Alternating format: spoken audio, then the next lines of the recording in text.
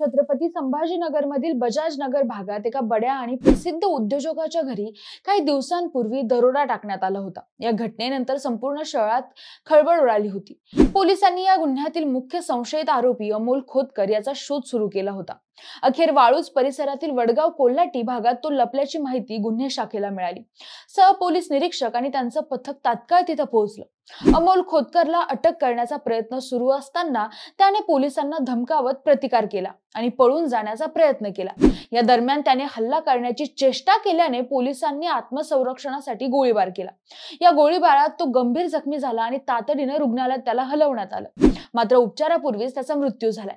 पण नक्की काय आणि कसं घडलं तेच आज सगळं आपण जाणून घेणार आहोत। नमस्कार, मी काजल आणि तुम्ही बघताय विशेष भारी। छत्रपती संभाजीनगरमध्ये काही दिवसांपूर्वी एक जबरदस्त दरोडा पडला होता। त्या उच्चभ्रू वसाहतीतील दरोड्याच्या प्रकरणात मोठी कारवाई झाली आहे। या प्रकरणातील मुख्य संशयित आरोपी अमोल खोतकर याला अटक करण्यासाठी गेलेल्या पोलिसांनी मध्यरात्रीच्या सुमारास त्याचं एन्काउंटर केलंय।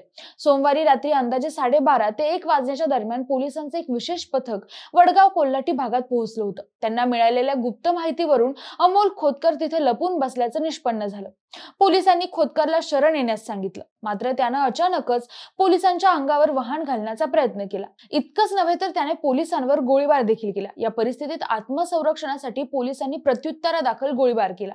या चकमकीत खोतकर गंभीर जखमी झाला आणि तातडीने त्याला रुग्णालयात हलवण्यात आलं। मात्र उपचार सुरू होण्याआधीच डॉक्टरांनी त्याला मृत घोषित केले। अमोल खोतकरवर याआधी अनेक गंभीर गुन्हे दाखल होते। काही दिवसांपूर्वी संभाजीनगरमधील मोठे उद्योजक संतोष लड्डा यांच्या बजाज नगरमधील घरात मोठा दरोडा पडला होता। त्या दरोड्यात सुमारे 5.5 किलो सोनं, 32 किलो चांदी चोरीला गेली होती। त्याची किंमत 6 कोटींच्या घरात होती। त्याचं झालं असं की दिवसभराचं काम आटोपून संतोष लड्डा यांचे केअरटेकर संजय झळके बंगल्यात एकटेच झोपले होते। तासामागून तास निघून गेले आणि मध्यरात्रीची वेळ म्हणजे 1:58 अचानक झळके यांच्या छातीवर दरोडेखोरांनी बंदूक ताणली। अगदी अर्ध्या तासापूर्वी झोपी गेलेले संजय झळके यांना अचानक झालेल्या प्रकारामुळे काही सुचेनासे झाले। त्यांना काही कळण्याआधीच दरोडेखोरांनी त्यांचे हात पाठीमागे नेत एका लाल रंगाच्या कपड्याने बांधले। एवढेच नव्हे तर आरडाओरड करू नये म्हणून त्यांच्या तोंडावर दरोडेखोरांनी चिकट टेप चिटकवला। 6 पैकी दोघांनी त्यांच्यावर बंदूक तशीच रोखून धरलेली होती। तर उर्वरित आरोपींनी दरोडा टाकण्यास सुरुवात केली आणि खेळ सुरू झाला। उद्योजक संतोष लड्डा हे औद्योगिक वसाहतीतील बजाज नगर भागात वास्तव्यास आहेत। त्यांच्या घरात गुरुवारी मध्यरात्री 2 वाजेदरम्यान 6 दरोडेखोर स्विफ्ट डिझायर कारने दाखल झाले। अगदी 5 मिनिटात ते घरात शिरले। आधी कंपाऊंड वॉल ओलांडत नंतर शिडीने छत गाठलं आणि मग बेडरूम मध्ये शिरले। 1:58 सुरू झालेला हा दरोड्याचा थरार तब्बल 2 तास सुरू होता। या 2 तासात चोरट्यांनी 5 किलो 500 ग्रॅम सोनं, 32 किलो चांदी लंपास केली। संजय झळके यांनी पोलिसांना दिलेल्या माहितीनुसार दरोडेखोर एकमेकांशी हिंदीतून संवाद साधत होते। एकमेकांना सलमान, गुड्डू म्हणून हाका मारत होते।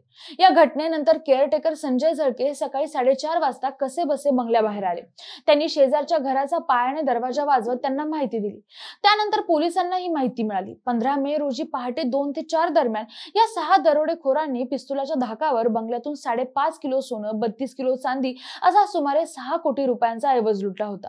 एवढ्या मोठ्या दरोड्याची राज्यभर चर्चा होती। या प्रकरणी MIDC वाळूज ठाण्यात गुन्हा नोंद झाल्यावर तपास गुन्हा शाखेचे निरीक्षक संदीप गुरमे यांच्याकडे वर्ग केला होता। 11 दिवसापासून गुन्हे शाखेचे 7 आणि MIDC वाळूज ठाण्यातील 2 अशी 9 पथके तपास करत होती। हा गुन्हा अत्यंत संवेदनशील आणि हाय प्रोफाईल असल्यामुळे याची चौकशी छत्रपती संभाजीनगर गुन्हे शाखेकडे सोपवण्यात आली।